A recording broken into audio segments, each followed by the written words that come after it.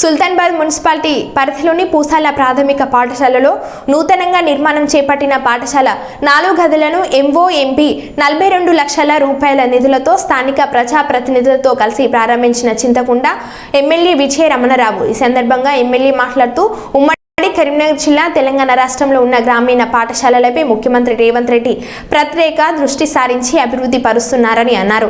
తెలంగాణ రాష్ట్రంలో ముఖ్యమంత్రి రేవంత్ రెడ్డి పదవి బాధ్యతలు చేపట్టి 200 రోజులు అవుతుందని 100 రోజులు ఎన్నికల కోడ్ అమల్లో ఉండగా 100 రోజుల పాలనలో 35,000 ఉద్యోగ నియామక పత్రాలు అందించిన ఘనత ముఖ్యమంత్రిదే అని అన్నారు.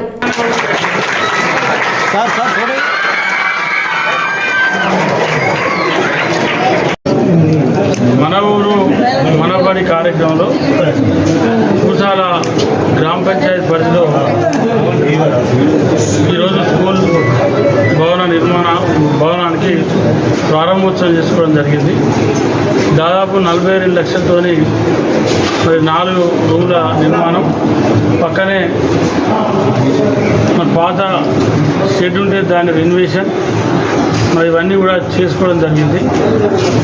మరి ఏదైతే రేవంత్ రెడ్డి గారు ముఖ్యమంత్రి అయిన తర్వాత గ్రామీణ ప్రభుత్వ స్కూళ్ళ మీద ఒక ప్రత్యేకమైనటువంటి దృష్టి పెట్టి ఉమ్మడి కరీంనగర్ జిల్లా కానీ తెలంగాణ రాష్ట్ర వ్యాప్తంగా ఉన్నటువంటి అన్ని స్కూళ్ళల్లో మినిమం టాయిలెట్స్, డోర్స్, కిటికీలు లేకుంటుండి కొంత అస్తవ్యస్తంగా ఉన్న స్కూల్ అంతటా కూడా అన్నిటి కూడా రెనోవేషన్ కార్యక్రమాన్ని గత 3 నెలల కిందనే 3-4 నెలల కింద ప్రారంభించడం జరిగింది.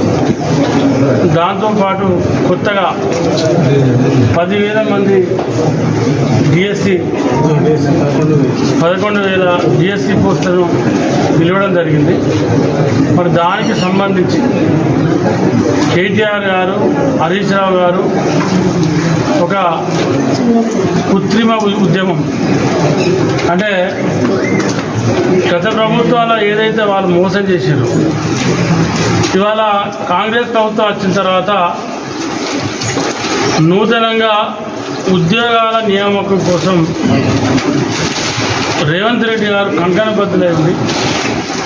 ముఖ్యమంత్రిగా దాదాపు 35,000